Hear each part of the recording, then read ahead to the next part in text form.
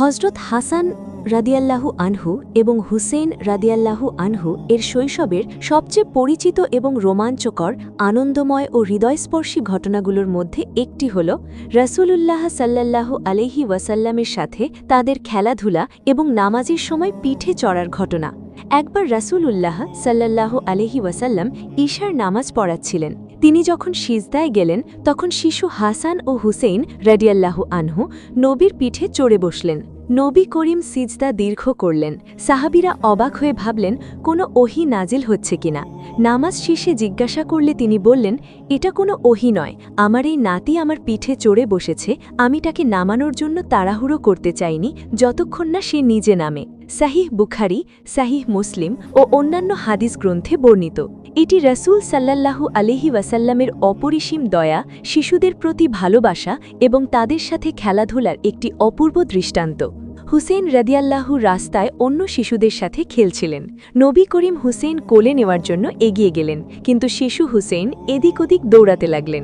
নবীজিও হুসেইনের পিছনে দৌড়ালেন। হাসতে হাসতে হুসেইনকে ধরলেন, এক হাত হুসেইনের চিবুকে এবং অন্য হাত মাথায় রেখে চুমু খেলেন এবং বললেন, হুসেইন আমার থেকে এবং আমি হুসেইন থেকে।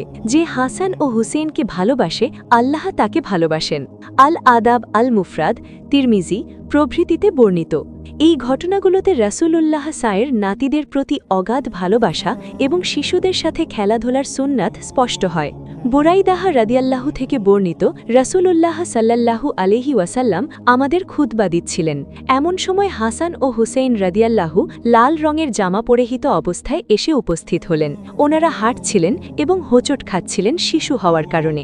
তখন রাসূলুল্লাহ সাল্লাল্লাহু আলাইহি ওয়াসাল্লাম মিম্বর খুতবার স্থান থেকে নেমে এলেন, হাসান ও হুসেইনকে কোলে তুলে নিলেন এবং সামনে রাখলেন। তারপর বললেন, আল্লাহ সত্য বলেছেন, নিশ্চয়ই তোমাদের ধন সম্পদ ও সন্তান সন্ততি তোমাদের জন্য পরীক্ষাস্বরূপ। সূরা তাগাবুন 15।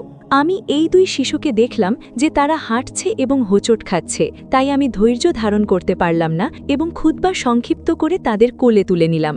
এই ঘটনায় রাসূল সাল্লাল্লাহু আলাইহি ওয়াসাল্লামের শিশুদের প্রতি স্নেহ, খুতবা চলাকালীনও তাদের কষ্ট সহ্য না করতে পারা এবং কুরআনের আয়াত দিয়ে ব্যাখ্যা করা, এটি আমাদের শেখায় যে সন্তান ও পরিবারের প্রতি দায়িত্ব ইবাদাতের মধ্যেও অগ্রাধিকার পেতে পারে। আল্লাহ আমাদের সবাইকে রাসূল সাল্লাল্লাহু আলাইহি ওয়াসাল্লামের সুন্নাত অনুসরণ করার তৌফিক দান করুন। আমিন।